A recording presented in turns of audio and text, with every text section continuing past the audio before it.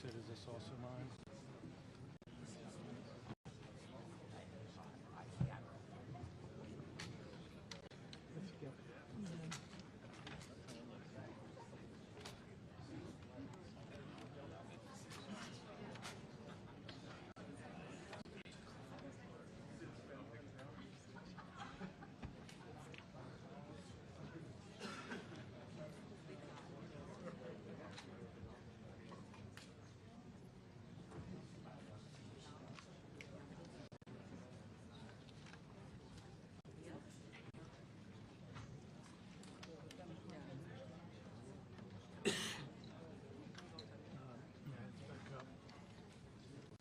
Thank you.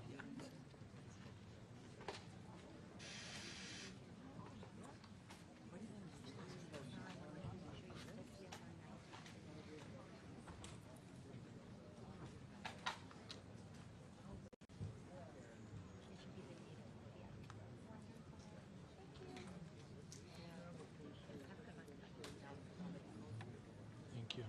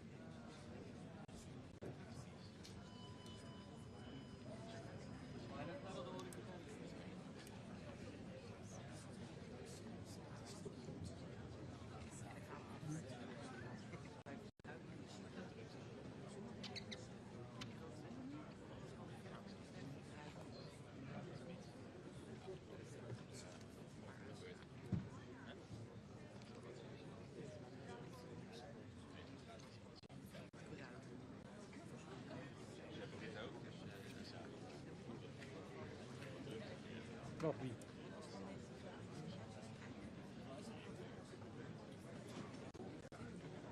Ja, natuurlijk. Wij toch ook? Wij niet.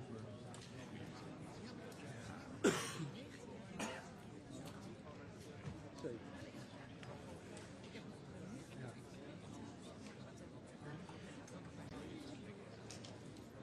Ik heb het gemist.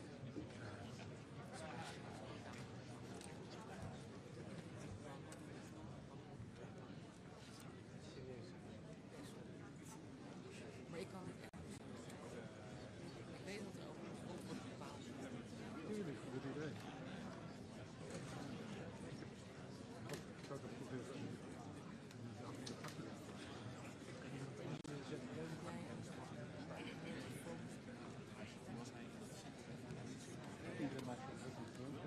Nee, sorry. Ja, nee. Nee.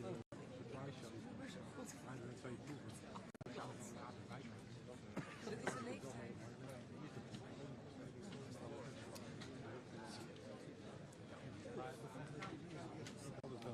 Audio en lange wens.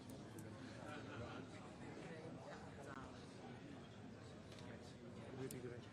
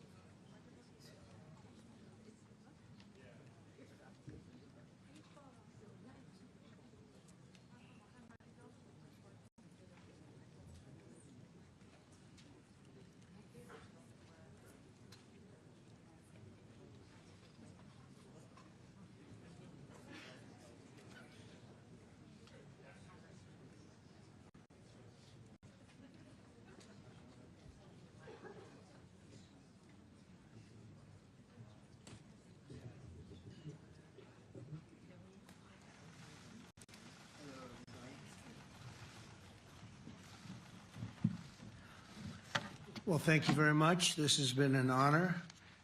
It was a fairly long trip, but worth it. Tremendous things have been accomplished, as you probably noticed. Listened to a lot of wonderful speeches from the heads of a lot of wonderful countries. But I want to thank you for joining us at the conclusion of a highly productive NATO summit in the Netherlands.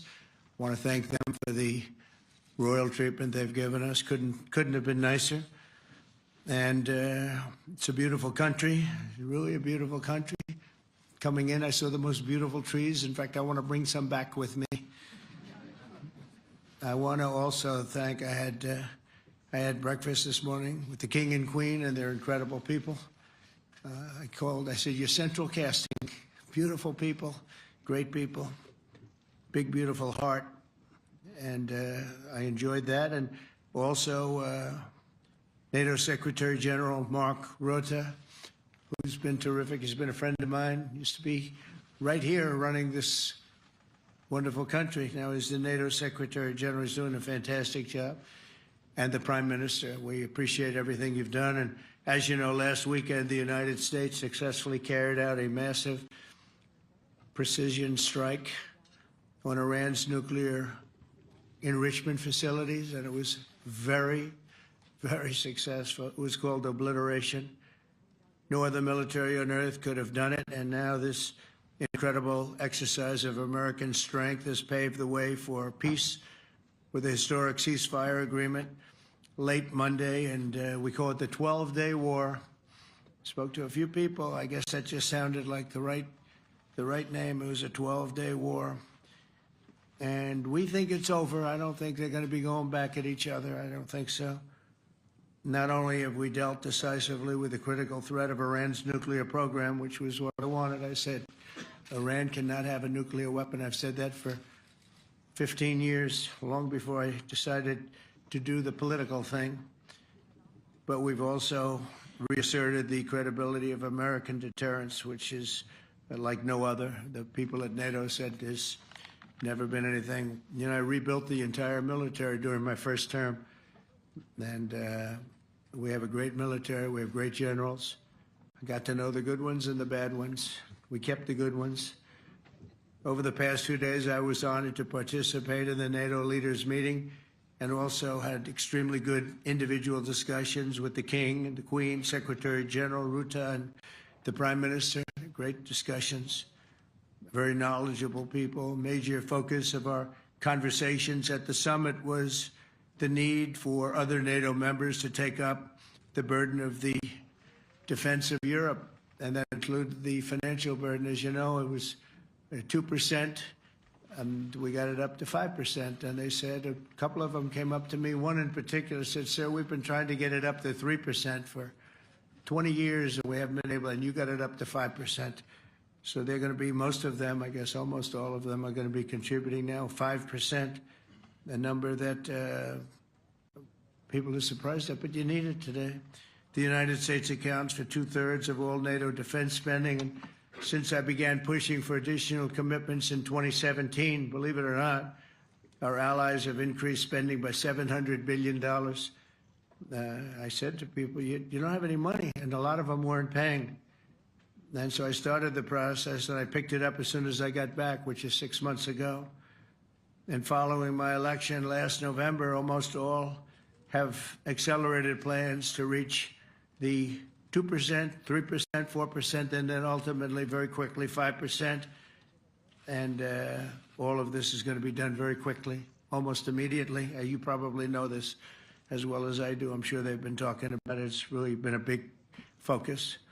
In a very historic milestone this week, the NATO allies committed to dramatically increase their defense spending to that 5% of GDP, something that no one really thought possible. And they said, you did it, sir, you did it. Well, I don't know if I did it, but I think I did. This will be known as the Hague Defense Commitment, which is pretty good, pretty appropriate. When the allies reach this number, it will add more than $1 trillion a year. Think of that, $1 trillion per year to our common defense. And this is a monument really to victory, but it's a monumental win for the United States, because we were carrying much more than our fair share. It was quite unfair, actually. But this is a big win for Europe and for actually Western civilization. For years, past administrations failed to get most allies to contribute even the 2%. I remember when I came here, we had 4 countries that were up to 2%, and I remember Poland was there. A couple of them were there, and but most of them were. We had 28 at the time. As you know, it's increased a little bit, and they've agreed now to more than double their budgets in all cases. And Europe stepping up to take more responsibility for its security will help prevent future disasters like the horrible situation with Russia and Ukraine, and hopefully we're going to get that solved. Last week they lost 7,000 soldiers, mostly soldiers, but they're also getting hit in Kiev. They're getting hit in some of the towns also. And that means life. Life is disappearing also in the cities and towns. Should have never happened, would have never happened if I was president. I said it 1,000 times, and it never did happen. It's never even thought about. But it's vital that this additional money be spent on very serious military hardware, not bureaucracy, and hopefully that hardware is going to be made in America, because we have the best hardware in the world. You saw that, where 14 missiles were shot at us the other day. And they were very nice. They gave us warning. They said, we're going to shoot them. Is 1 o'clock okay? They said, it's fine. And everybody was emptied off the base, so they couldn't get hurt except for the gunners. They call them the gunners. And out of 14 high-end missiles that were shot at the base in Qatar, all 14, as you know, were shot down by our equipment. Amazing stuff. Amazing that they can do. It's like shooting a bullet with a bullet. It's the same thing if you think about it. 14 out of 14, and they weren't even that surprised. I said, do you do that well often? They say, we pretty much do, sir. The Ukraine crisis has also highlighted the urgency of rebuilding our defense industrial base, both in the United States and among the allied nations. We cannot afford to be dependent on foreign adversaries for critical minerals. And as you know, we made a deal with Ukraine to take a vast amount of the land they have for minerals. We need it. And once again, I want to thank all of the people in the Netherlands, incredible people. It's a great place. And all of the NATO allies for the tremendous summit that we just had. A letter just came in, and a statement came in from the Atomic Energy Commission of Israel. And I just wanted, this is an official letter, and they're very serious people, as you know. The devastating U.S. strike on Fordo destroyed the site's critical infrastructure and rendered the enrichment facility totally inoperable. It was devastated. We assess that the American strikes on Iran's nuclear facilities has set back Iran's ability to develop nuclear weapons for many years to come. This achievement can continue indefinitely if Iran does not get access to nuclear material, which it won't. It's so sad that that whole thing had to go. But I just want to thank our pilots. You know, they were maligned and treated very bad, demeaned by fake news CNN, which is back there, believe it or not, wasting time, nobody's watching them, so they're just wasting a lot of time, wasting my time. And the New York Times, they put out a story that, well, maybe they were hit, but it wasn't bad. Well, it was so bad that they ended the war. It ended the war. Somebody said in a certain way, you know, that it was so devastating, actually. If you look at Hiroshima, if you look at Nagasaki, you know, that ended a war too. This ended a war in a different way, but it was so devastating. Also, they have, out of Dubai, just came that Iran's foreign ministry spokesman, this is Iran's foreign ministry, says its nuclear installations were very badly damaged by the American strike. So what bothered me about these reports with fake reports put out by the New York Times, failing, I call it the failing New York Times because it's doing terribly. Without me, it would be doing no business at all. But, and by fake news, CNN and MSDNC, all of these terrible people, you know, they have no credibility. You know, when I started, they were at 94% credibility, the media. Now it's at 16%. And I'm very proud of it because I've exposed it for what it is. But when I saw them starting to question the caliber of the attack, was it bad? Well, it was really bad. It was devastating. They were obliterated. In fact, you can't get into the tunnels. They just put that over. That just came out. They can't, there's nothing, there's no way you can even get down. The whole thing is collapsed in a disaster. And I think all of the nuclear stuff is down there because it's very hard to remove. And we did it very quickly. When they heard we were coming, it was, you know, you can't move it. Very hard, very dangerous, actually, to move to. And they also knew we were coming, so I don't think too many people want to be down there knowing we're coming. With the bunker busters, as we call them, we're the only ones that have them. We have the best equipment, best nuclear equipment, and we have the best equipment in the world. And by the way, we can't forget our submarine, which was out there, submarines actually, but submarine was out there. We shot 30 rockets into an area, every single one of them. I think it was almost 400 miles away, I think, Pete, right? 400? And long. It was in the ocean, long ways away. And we shot a total of 30. Every single one of them hit within 9 inches from where it was supposed to be. It took out a lot because we didn't do just Fordo. We did 2 others in addition, which hadn't been completely destroyed. So we hit them with a submarine from hundreds of miles away. Amazing, just amazing equipment. Greatest submarines in the world. Nobody's even close. They're 20 years behind us when it comes to submarine technology. So that's one, and the other was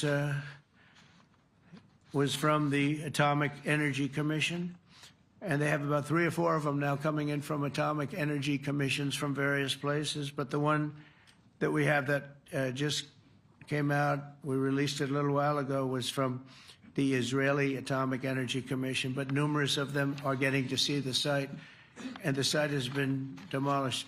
And again, we had these brave patriots, these incredible flyers, these people that can fly a plane better than anybody can fly a plane, going into very hostile territory, flying into the territory that has got more missiles and things pointed at it.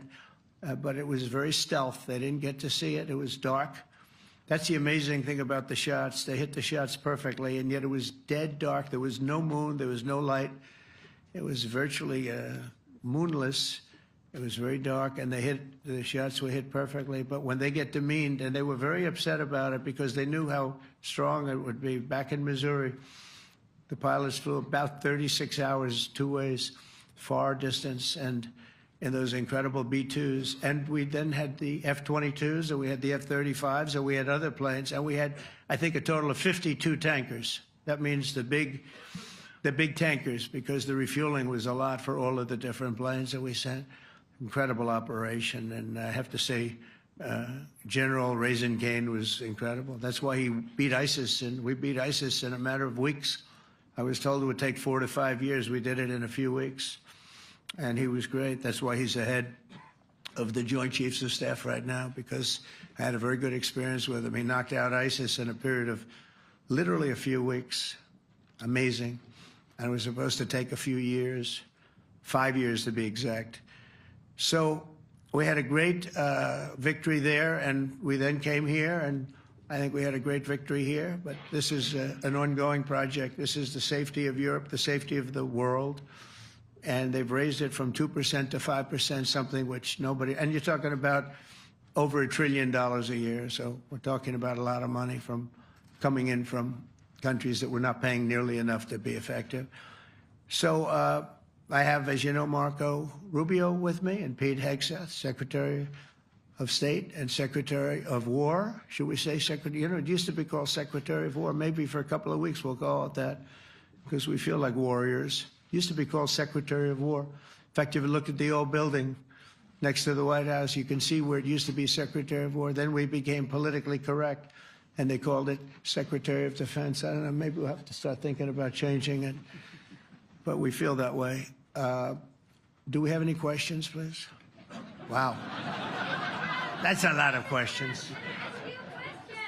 Who's a nice person? Oh, you're not a nice person, but I'll let you ask one. Go ahead. What's he going to ask? He is not nice at all. I know him well. Thank you, Mr. President. Yeah. Thank you for taking the time before flying home. You just said you believe the conflict between Israel and Iran is over. What makes you so confident it is? And what do you do if it isn't? Because I dealt with both, and they're both tired, exhausted. They fought very, very hard and very viciously, very violently, and they were both satisfied to go home and get out. And can it start again? I guess someday it can. It could maybe start soon. I think a big telltale sign was when, as you know, Iran somewhat, by not much, violated the ceasefire, and Israel had the planes going out that morning, and there were a lot of them, 52 of them. And I said, you got to get them back. And they brought them back. They didn't do anything. They brought them back. It was very good. I thought it was amazing, actually. They have fought a hell of a war. They fought very hard. I think the war ended, actually, when we hit the various nuclear sites with the planes. And I just hope you people can give these pilots, these are the best pilots in the world. They're the best shots in the world. They call them shots. That's what they are. And wait a minute. And I just hope you can give them the respect they deserve, because they came home to fake news. And like, oh, gee, there was hardly any damage. The things are decimated. So, but I think, no, I think they're very much finished. I think Israel's going to get back to doing what they do. And I think that Iran's going to get back. You know, Iran has a huge advantage. They have great oil, and they can do things. I don't see them getting back involved in the nuclear business anymore. I think they've had it. They've been at it for 20 years, and I don't see that happening either. Now, if it does, we're always there. It won't be me. It'll be somebody else, but we're there. We'll have to do something about it. Yes, please, go ahead. Go ahead. Oh, fake news, CNN? Oh, yeah, here we go. Wait till you hear this question. You should really say how great our soldiers and our warriors are. I think everyone appreciates our soldiers and our warriors. I do have two questions for you, Mr. President. You just cited Israeli intelligence on these attacks. Earlier, you said U.S. intelligence was inconclusive. Are you relying on Israeli intelligence for your assessment of the impact of the strikes? No, this is also, Iran made the statement.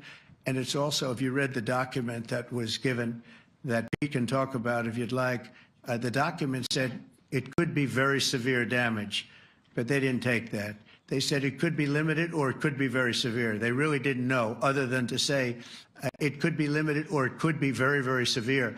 And you didn't choose to put that because it was very early after. Since then, we've collected additional intelligence. We've also spoken to people who have seen the site, and the site is obliterated. And we think everything nuclear is down there. They didn't take it out. Okay, question? Please, go ahead. Go ahead. Yeah, blue dress. Thank you so much, Mr. President. Yesterday, you said China can now continue to purchase oil from Iran. Yeah. Are you giving up on your maximum pressure campaign? Because there are sanctions right now. With who? On Iran. No, look, they just had a war. The war was fought. They fought it bravely. I'm not giving up. They're in the oil business. I mean, I could stop it if I wanted. I could sell China the oil myself. I don't want to do that. They're going to need money to put that country back into shape. We want to see that happen. Would it? No, if they're going to sell oil, they're going to sell oil. We're not taking over the oil. We could have, you know. I used to say with Iraq, keep the oil. I could say it here, too. We could have kept the oil. No, China is going to want to buy oil. They can buy it from us. They can buy it from other people. But you're going to have to put that country back into shape. It desperately needs money. Yeah. Yeah, please. Here we go. I'm picking the beauties today. Go ahead. Mr. President, Secretary General Rutte has described President Putin as an adversary, a threat, an enemy. Do you view him the same way? And in addition to that, you mentioned General Kane, your chief of staff, the chairman of the Joint Chiefs of Staff. General Kane. Yes. He has said that Mr. Putin has territorial ambitions beyond Ukraine. Do you view that in the same way? Possible. I mean, it's possible. I know one thing. He'd like to settle. He'd like to get out of this thing. It's a mess for him. He called the other day. He said, "Can I help you with Iran?" I said, "No, you can help me with Russia." Because, you know, in the last few weeks, we took care of India and Pakistan, Kosovo, Serbia. I think on Friday we have coming in, the Congo is coming in, and Rwanda is coming in. That was a vicious war that went on, a machete war, heads chopped off all over Africa. They're coming in. We did 2 others in addition to that. Nobody's ever done anything like this. No, I consider him a person that's, I think, been misguided. I'm very surprised, actually. I thought we would have had that settled easy. I've settled 4 of them in the meantime. But he did call up, and he said, you know, he's close to Iran. He'd like to help us get a settlement. I said, no, you help me get a settlement with you, with Russia. And I think we're going to be doing that, too. Yeah, please. Go ahead, please. Thank you, Mr. President. You've made clear your position on what impact the strikes had. I wanted to ask you what is next with Iran. For instance, is there any indication from U.S. intelligence that Iran was able to move any material? No, just the opposite. We think we hit them so hard and so fast they didn't get to move. And if you knew about that material, it's very hard and very dangerous to move. It's called, in many people, they call it dust, but it's very, very heavy. It's very, very hard to move. And they were way down. You know, they're 30 stories down. They're literally 30, 35 stories down underground. You think you got it all? Oh, yeah, we think we got it. We think it's covered with granite, concrete, and steel. Can I ask you, are you interested in restarting negotiations with Iran? And if so, have they reciprocated? So our people, Marco could answer this, but our people are not, I'm not. The way I look at it, they fought, the war's done, and, you know, I could get a statement that they're not going to go nuclear. We're probably going to ask for that, but they're not going to be doing it. But they're not going to be doing it anyway. They've had it. They've had it. Now, maybe someday in the future we'll want that. But I've asked Marco, do you want to draw, I just asked him the question as we were walking on the stage, do you want to draw up a little agreement for them to sign? Because I think we can get them to sign it. I don't think it's necessary. Marco, do you want to talk about that, please? Well, Mr. President, I think President Trump has shown a willingness to meet and talk to anybody in the world who's interested in peace. I don't know of any president that's been as willing as he has to meet with anyone and talk about peace. We'd love to have peaceful relations with any country in the world. And so obviously that'll depend on Iran's willingness not just to engage in peace, but to negotiate directly with the United States, not through some third country or fourth country process. But I know of no president, probably in our modern history, that's sought peace more than President Trump has. Sounds like the door is open, but you're in no rush. Is that right? Sounds like the door is open. But I'll tell you what, look, we're going to talk to them next week with Iran. We may sign an agreement. I don't know. To me, I don't think it's that necessary. I mean, they had a war, they fought. Now they're going back to their world. I don't care if I have an agreement or not. The only thing we'd be asking for is what we were asking for before about we want no nuclear, but we destroyed the nuclear. In other words, it's destroyed. I said, Iran will not have nuclear. Well, we blew it up. It's blown up to kingdom come. And so I don't feel very strongly about it. If we got a document, it wouldn't be bad. We're going to meet with them, actually. We're going to meet with them. Yeah. Yeah, go ahead, please. Yes. Mr. President, Netherlands TV, thank you for visiting our country. Good. As I understood, thank you. I, of course, would like to know how you slept last night at the House of the King. Oh, I slept beautifully. But probably a more serious question. I think you just had a meeting with President Zelensky. Did you discuss any ceasefire in this Russo-Ukrainian? No, I wanted to know how he's doing. He was very nice, actually. You know, we had little rough times sometimes. He was couldn't have been nicer. I think he'd like to see an end to this. I do. I think what I took from the meeting couldn't have been nicer, actually. But I took from the meeting that he'd like to see it end. I think it's a great time to end it. I'm going to speak to Vladimir Putin and see if we can get it ended. But look, these are brave people. They're fighting these wars all over the place. You know, last week they had, I guess, I told you, close to 7,000 young soldiers, Russian and Ukrainian soldiers were killed, 7,000 in 1 week. It's crazy. It's crazy. So I'll be speaking to Putin. No, I had a good meeting with with Zelensky, and I had a lot of good meetings. We had a lot of good meetings with a lot of people, a lot of great leaders. But he's fighting a brave battle. It's a tough battle. Yeah. Go ahead, white dress. Thank you. Ida Hallikainen from Finland, Ilta-Sanomat. Good. You have played golf with President Alexander Stubb. How do you see Finland as a NATO ally and partner, and how would you describe your relationship with our president? Well, he's a very good golfer, okay? In fact, he was on his college golf team.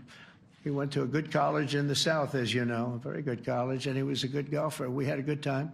I think my relationship's great. I want to buy icebreakers. You know, you're very good at icebreakers. And I actually made him an offer. I didn't go to Congress. They'll try and impeach me for this.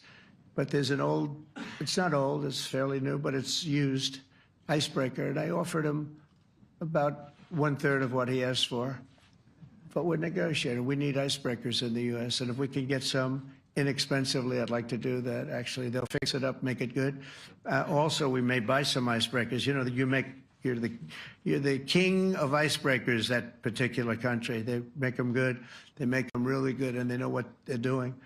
And so we're negotiating with them for about 15 different icebreakers. But one of them is available now. It's old, and it's, old. It's like 5-6 years old. Now we're trying to buy it. I'm trying to make a good deal. That's all I do my whole life. My whole life, that's all I do is make deals. Yeah, please. Go ahead. Sir, go ahead. Yeah, a question for NewsHour, Dutch TV. First of all, on Article 5, on your way here, you spoke about the commitment of the U.S. to Article 5, saying, I'll give you my definition once we're here. Yeah. What is your definition, and may the U.S. commitment to Article 5 change in case some of the NATO members do not reach the threshold that was discussed today? My second question is following up on a colleague on Iran. What intel reports do say that everything over there was obliterated? Yeah, well, there are numerous of those reports, and they're coming out fast and furious. But the most respected ones we've already seen. And I will say that on a very confidential basis, they're looking at the reports, like numerous reports, and including people going to the site and checking the site. And they're going to be having, I guess you're going to be having over the next couple of days a full, you're going to encapsulate it. But no, the site was obliterated, just like I said it was, and just like the pilots should be given credit for. As far as Article 5, look, when I came here because it was something I'm supposed to be doing, but I left here a little bit differently. I said, I watched the heads of these countries get up, and the love and the passion that they showed for their country was unbelievable. I've never seen quite anything like it. They want to protect their country, and they need the United States. And without the United States, it's not going to be the same. And you can ask Mark, or you can ask any of the people that were there. It was really moving to see it. They love their country. They were so respectful of me because I'm the head of the United States. And I made, the King of Saudi Arabia, when I was in the Middle East, so I was in Qatar for a different reason, not a reason to get shot at. We were in there for economic development reasons, Qatar, UAE, and Saudi Arabia. All three leaders of those countries, and we took back $5.1 trillion into the United States. All three leaders said, you're presiding over the hottest country in the world. The United States right now is the hottest country. Everybody wants to be there. Everybody wants a piece of it. He said, a year ago, your country was dead. You had a deadhead running it. You had a country that was dead, and it was dead.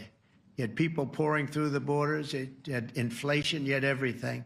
He said, you've made it in 5 months at that time. You've made it the hottest country. This is the hottest country in the world. The United States right now is the hottest country in the world. And when I was around that table, it was a nice group of people, many of whom I knew from previous.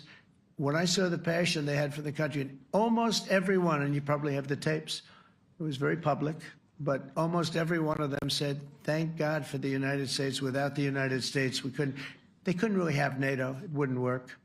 It wouldn't work. It will in the future because now they're paying much more money. But It wouldn't work. It was great. And I left here differently. I left here saying that these people really love their countries. It's not a ripoff. And we're here to help them protect their country. Okay, we'll do one or two more. Thank you, Mr. President. Yeah. A question on Spain. Are you satisfied with today's... Oh, I think Spain's terrible what they've done. No, I do. They're the only country that won't pay the full up. They want to stay at 2%. I think it's terrible. And, you know, they're doing very well. The economy is very well. And that economy could be blown right out of the water with something bad happening. You know, Spain is the only country that... Are you from Spain? Yeah. Good, congratulations. You're the only country that is not paying. I don't know what the problem is. I think it's too bad. So we'll make it up. You know what we're going to do? We're negotiating with Spain on a trade deal. We're going to make them pay twice as much. And I'm actually serious about that. We're going to make Spain... I like Spain. I have so many people from Spain that it's a great place and they're great people. But Spain is the only country out of all of the countries that refuses to pay. And, you know, so they want a little bit of a free ride. But they'll have to pay it back to us on trade because I'm not going to let that happen. It's unfair. It's unfair to NATO. All right, sir, please. Go ahead, right in the back. Yeah, you, tall one. The tall man. Mr. President, Johannes Petra from Austrian National Television. How are you? You once said that you would end the Ukraine war in 24 hours. You later said you said that sarcastically. Well, of course it was sarcastic. But you've now been in office for 5 months and 5 days. Why have you not been able to end the Ukraine war? Because it's more difficult than people would have any idea. Vladimir Putin has been more difficult. Frankly, I had some problems with Zelensky. You may have read about him.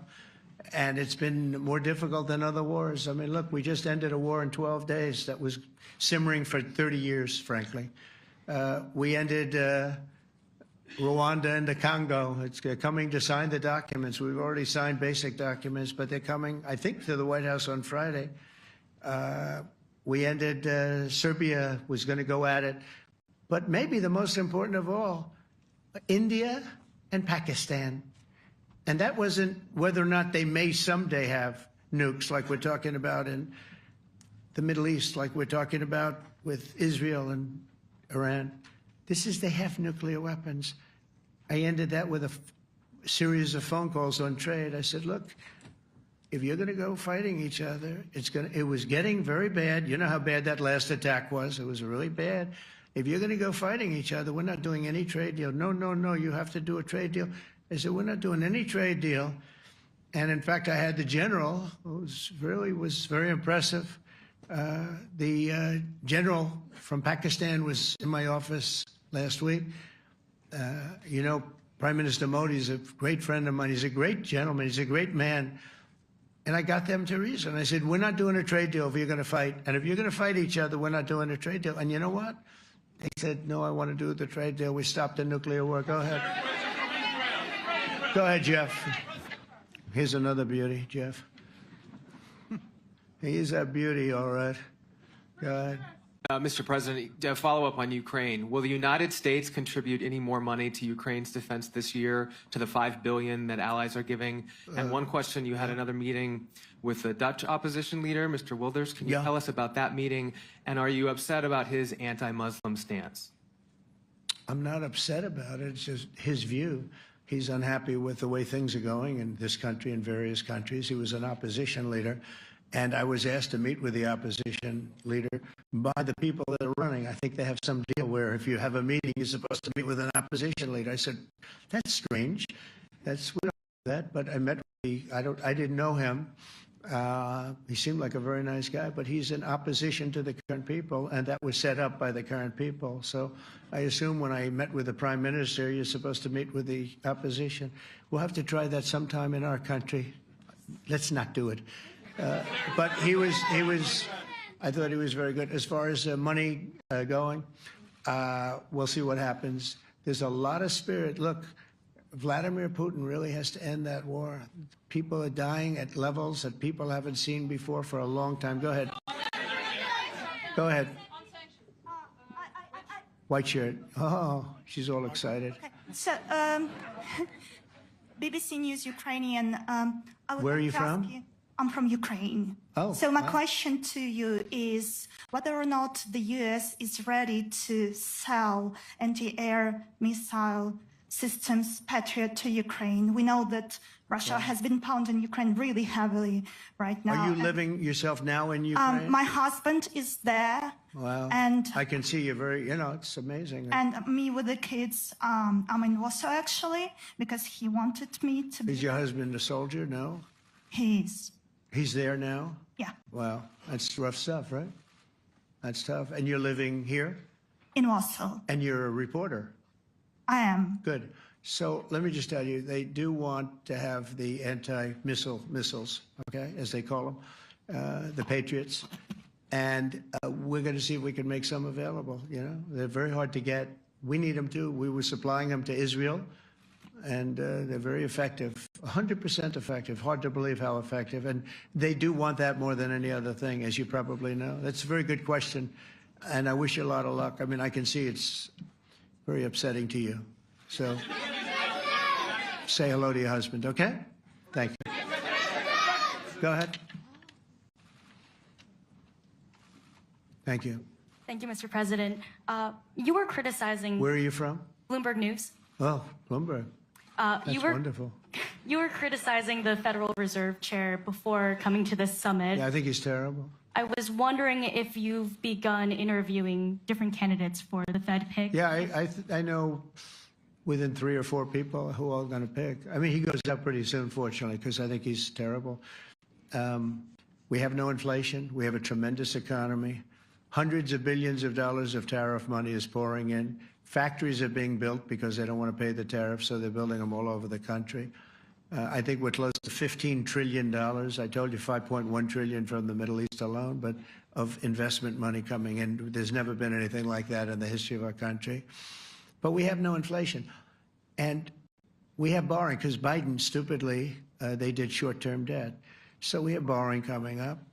And, we'll go 10 years, maybe longer, maybe shorter, but we'll go a long period of time when we do the debt. And because of him, because of this guy, we will have to pay for years. We'll be paying for him. And I said to him, listen, there's no inflation. He says, but maybe there'll be some. That's true. I said, if there is some, what you do is raise the rate. I'm okay with that. You raise the rate in 2 years from now or a year from now. But because the rate's high, we have to pay more for debt. It's pretty equal. In other words, if it's 4%, it's 4%. If you drop it a point, you'll pay 3%. So it's fairly equal, not necessarily, but fairly equal. So we're going to end up paying maybe 2 points or 3 points more. 3 points would be about $900 billion a year because of this very average mentally person. He's an average mentally person. I'd say low in terms of what he does, low. Low IQ for what he does, okay?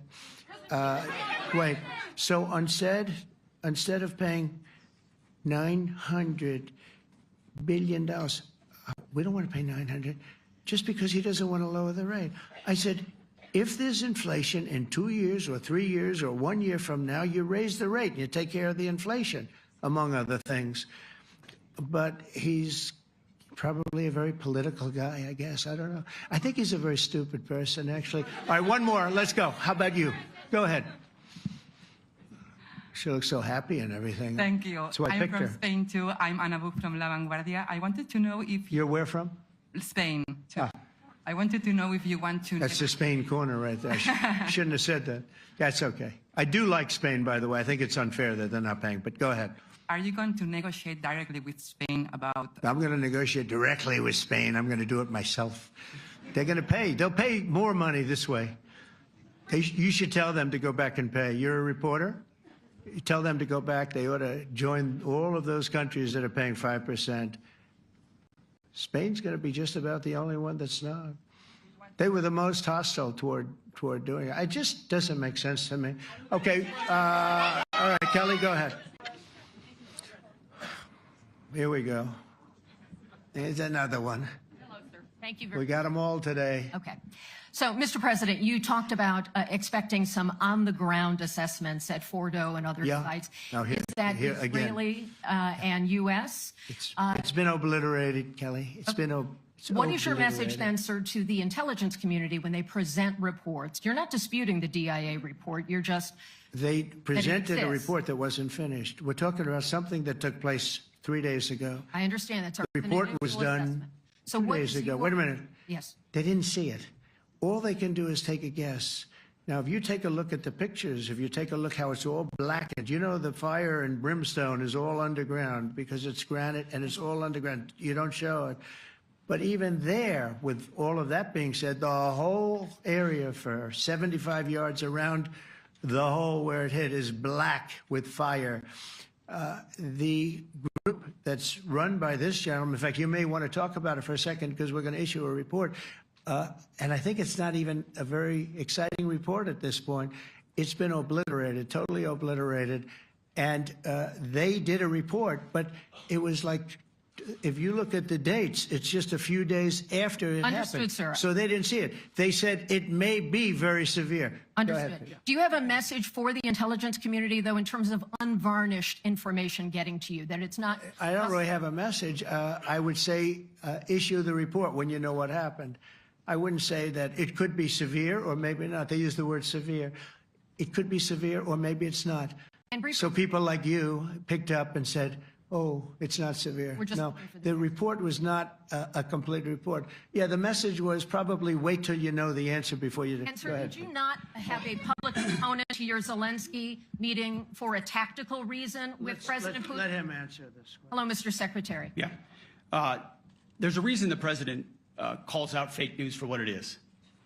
These pilots, these refuelers, these fighters, these air defenders, the skill and the courage it took to go into enemy territory flying 36 hours on behalf of the American people and the world to take out a nuclear program is beyond what anyone in this audience can fathom.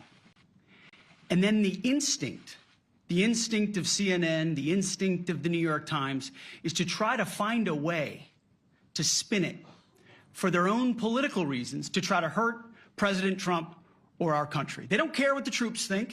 They don't care what the world thinks. They want to spin it to try to make him look bad based on a leak. Of course, we've all seen plenty of leakers. And what do leakers do? They have agendas. And what do? Do they share the whole information or just the part that they want to introduce? And when they introduce that preliminary report that's deemed to be a low assessment, you know what a low assessment means? Low confidence in the data in that report. And why is there low confidence? Because all of the evidence of what was just bombed by 12 30,000-pound bombs is buried under a mountain, devastated and obliterated. So if you want to make an assessment of what happened at Fordo, you better get a big shovel and go really deep, because Iran's nuclear program is obliterated. And somebody somewhere is trying to leak something to say, oh, with low confidence, we think maybe it's moderate. Those that dropped the bombs precisely in the right place know exactly what happened when that exploded. And you know who else knows? Iran. That's why they came to the table right away, because their nuclear capabilities have been set back beyond what they thought were possible because of the courage of a commander-in-chief who led our troops, despite what the fake news wants to say. But you're not disputing the report said what it said, even though it was initial. The report said what it said, and it was fine. It was severe, they think, but they had no idea. They shouldn't have issued a report until they did, but we've gotten the information. I think Pete said it better than you can say it. And, you know, you should be proud, you, especially you, should be proud of those pilots, and you shouldn't be trying to demean them. No, there's Those pilots flew at great risk, a big chance that they'd never come back home and see their husbands or their wives. Let me just tell you, you and NBC, fake news, which is one of the worst, and CNN, New York Times, are all bad. They're sick. There's something wrong with them. But you know what? You should be praising those people instead of trying to find some. By getting me, by trying to go and get me, you're hurting those people. They were devastated. You know, I got a call from Missouri, great state, that I won 3 times by a lot. And I got a call that the pilots and the people on the plane were devastated because they were trying to minimize the attack. And they all said it was hit. But we don't think it was really maybe hit that badly. And they were devastated. They put their lives on the line, and then they have, and I'm not referring to you, but real scum come out and write reports that are as negative as they could possibly be. It should be the opposite. You should make them heroes and heroines. You should make them really people that they were so devastated when they heard this news. And you know what they said? One of them, I spoke to one of them, said, "Sir, we hit the site. It was perfect. It was dead on." Because they don't understand fake news, because they have a normal life, except they have to fly very big, very fast planes. But it's a shame. You should be making them heroes. All right, in the back. Go ahead, back, white, yeah. White jacket, yeah. Go ahead, give my mic. Hello. Deborah Haynes from Sky News. Good. Mark Rutte, the NATO chief, who is your friend, he called you daddy earlier. Do you regard your NATO allies as kind of children? No, he likes me. I think he likes me. If he doesn't, I'll let you know. I'll come back and I'll hit him hard, okay? No? He did it very affectionate. Daddy, you're my daddy. Do you regard your NATO allies, though, as kind of like children, and they're obviously listening to you and they're spending more, and you're obviously appreciative of that, but do you hope that actually they're going to be able to defend themselves, defend Europe on their own? I think they need help a little bit at the beginning, and I think they'll be able to, and I think they're going to remember this day. And this was a big day for NATO. You know, this was a very big day. They took it. One of the gentlemen said, "You know what? We've been trying to raise money raise the rate for 30 years," he said, 20 years, from almost the beginning.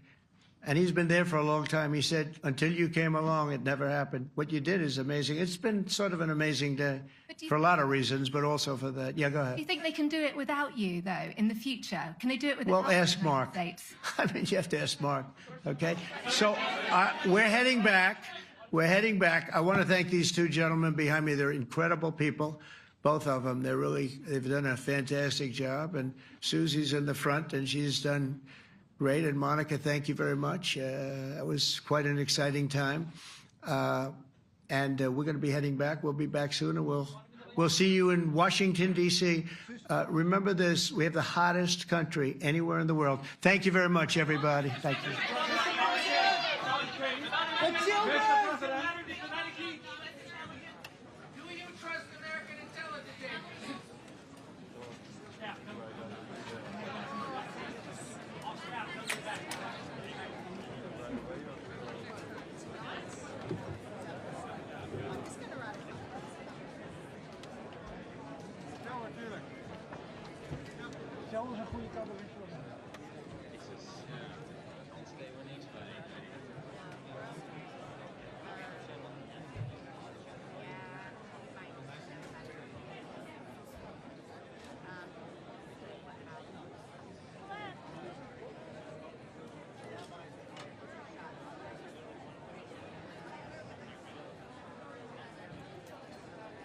Krijgen we er nog één?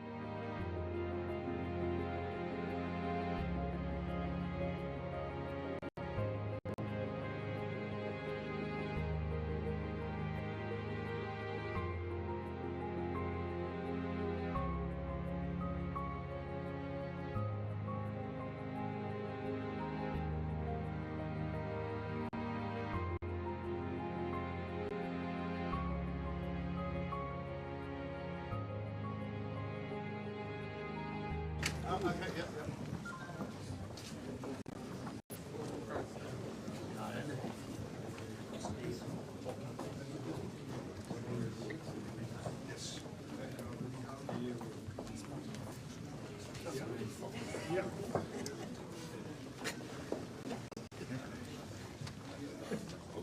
which camera? This one. Yeah.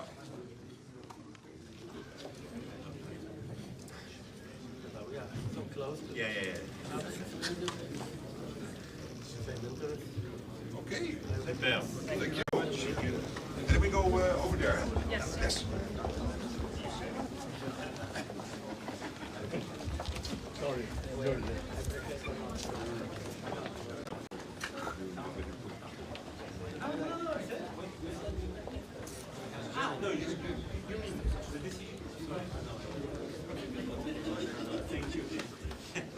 No, sorry. Yes, thank you so much.